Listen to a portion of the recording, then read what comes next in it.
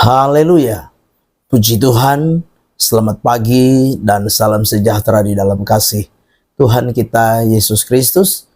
Pagi yang baik ini kita patut bersyukur, berterima kasih kepada Tuhan. Sebab karena anugerahnya kita boleh berjumpa lagi dalam keadaan yang baik, keadaan yang sehat dan diberkati Tuhan. Nah, pagi yang baik ini mari sediakan hati kita bersama-sama untuk mendengarkan firman Tuhan. Mari kita berdoa. Bapa di dalam surga, Bapa di dalam nama Tuhan kami Yesus Kristus, pagi ini kami sungguh bersyukur karena kasih karunia anugerah-Mu, kemurahan kebaikan-kebaikan Tuhan yang boleh kami nikmati sampai saat ini. Pagi yang baik ini kami mau mendengarkan firman-Mu, berkati kami semua. Dalam nama Tuhan kami Yesus Kristus kami berdoa. Haleluya. Amin. Puji Tuhan. Pagi yang baik ini sama-sama kita akan mendengarkan firman Allah dengan satu tema, yaitu hidup dipimpin Roh Kudus. Mari kita membaca firman Tuhan di dalam Galatia pasal yang kelima ayat 16. Demikian firman Tuhan. Maksudku ialah hiduplah oleh roh, maka kamu tidak akan menuruti keinginan daging. Puji Tuhan. Bapak Ibu jemaat yang kekasih dalam Tuhan kita Yesus Kristus, sebuah nasihat yang Rasul Paulus sampaikan kepada orang-orang percaya yang ada di Galatia, supaya mereka hidup di dalam roh. Mereka hidup dalam pimpinan Roh Kudus. Mengapa demikian? Karena orang-orang percaya yang ada di Galatia memulai kehidupan imannya dengan hidup di dalam roh, hidup di dalam pimpinan Roh Kudus. Tapi pada akhirnya mereka mengakhiri di dalam daging atau di dalam hawa nafsu. Nah, itu sebabnya pagi hari ini kita mau belajar bersama-sama lewat firman Tuhan ini untuk membawa kita mengerti, memahami apa yang menjadi kehendak Tuhan di dalam hidup kita. Nah, yang pertama lewat firman Tuhan pagi hari ini yaitu hidup oleh roh. Firman Tuhan memberi nasihat kepada saudara, kepada saya, kepada kita semua, supaya kita hidup oleh roh. Hidup dipimpin oleh Roh Kudus. Nah, hidup dipimpin oleh Roh Kudus artinya apa? Artinya segala yang kita pikirkan, segala yang kita katakan, segala yang kita lakukan ada di dalam kendali Roh Kudus. Kita harus menyadari bahwa hidup yang kita jalani ini, hidup yang Tuhan masih percayakan di dalam setiap pribadi kita, mari kita mau terus melangkah selaras dengan kehendak Roh Kudus di dalam hidup kita.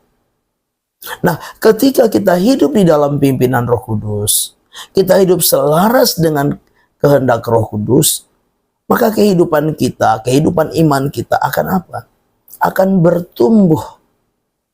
Bahkan kehidupan kerohanian kita, kehidupan iman kita pada akhirnya akan apa? Menghasilkan buah roh di dalam hidup kita.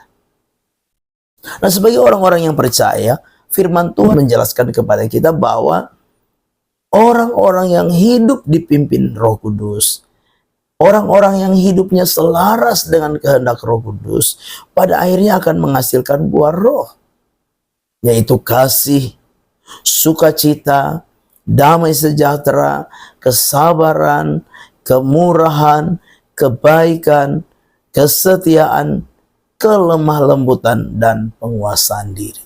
Jadi kita memperhatikan bahwa orang yang hidupnya dipimpin Roh Kudus akan apa? Hidupnya akan bermanfaat, akan berguna bagi orang lain.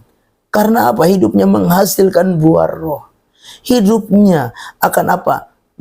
Membawa orang lain menikmati hal-hal yang indah, hal-hal yang baik di dalam kehidupannya.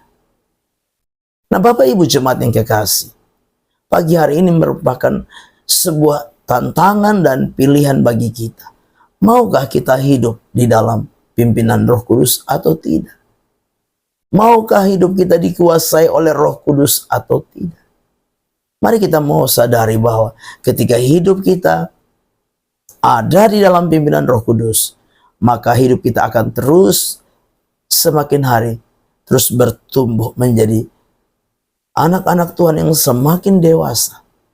Dan lewat hidup kita, kita menghasilkan buah-buah yang baik yang dapat dinikmati oleh orang lain. Yang kedua, hal yang kedua yang kita perhatikan, jangan hidup menurut keinginan daging. Bapak Ibu jemaat yang kekasih, keinginan daging atau keinginan tubuh atau juga disebut dengan hawa nafsu hanya akan menghancurkan hidup kita. Hidup di dalam keinginan daging, hidup di dalam hawa nafsu juga akan menghancurkan orang lain. Artinya apa? Kehidupan di dalam daging tidak berguna. Kehidupan di dalam daging atau hawa nafsu itu menjadi kehidupan yang sia-sia. Kehidupan di dalam hawa nafsu atau kedagingan membuat kehidupan kita apa? Tidak bermanfaat bagi orang lain. Juga bagi diri kita sendiri. Di dalam ayat 19 sampai ayat 21, firman Tuhan berkata, perbuatan daging telah nyata, yaitu percabulan, kecemaran, hawa nafsu, penyembahan berhala, sihir, perseteruan, perselisihan, iri hati, kemarahan, kepentingan diri sendiri, percekcokan, perpecahan, kedengkian, kemabukan, pesta pora, dan sebagainya. Terhadap semuanya itu kuperingatkan kepadamu, seperti yang telah kulakukan dahulu, bahwa barang siapa melakukan hal-hal demikian, tidak akan mendapat bagian dalam kerajaan Allah. Artinya apa? Ketika kita hidup di dalam keinginan daging dan hawa nafsu, membawa kepada kebinasaan. Tidak mendapat bagian dalam kerajaan Allah. Itu sebabnya pagi hari ini, lewat firman Tuhan kita diingatkan betapa pentingnya kita hidup di dalam pimpinan Roh Kudus. Betapa pentingnya kita mematikan keinginan-keinginan daging, hawa nafsu di dalam kehidupan kita, sehingga hidup kita semakin hari semakin berkenan dan diberkati oleh Tuhan. Amin. Mari kita berdoa. Bapa di dalam surga, terima kasih firman Tuhan sudah kami dengar. Biarlah firman itu jadi rema, jadi berkat, jadi kekuatan dalam hidup kami. Ajar kami selalu hidup di dalam pimpinan Roh Kudus, sehingga hidup kami boleh berguna, bermanfaat bagi semua orang. Hidup kami boleh menjadi berkat bagi semua orang. Berkati hidup pribadi, keluarga, rumah tangga kami, pekerjaan, usaha, tugas, dan mata pencaharian kami teristimewa. Berkati iman kami, kesetiaan, ketekunan kami. Kami serahkan semua dalam tangan Tuhan. Kami naikkan syukur kami melangkah bersama Tuhan di hari baru ini. Dalam nama Tuhan kami Yesus Kristus kami berdoa. Haleluya. Amin. Selamat pagi. Tuhan Yesus memberkati.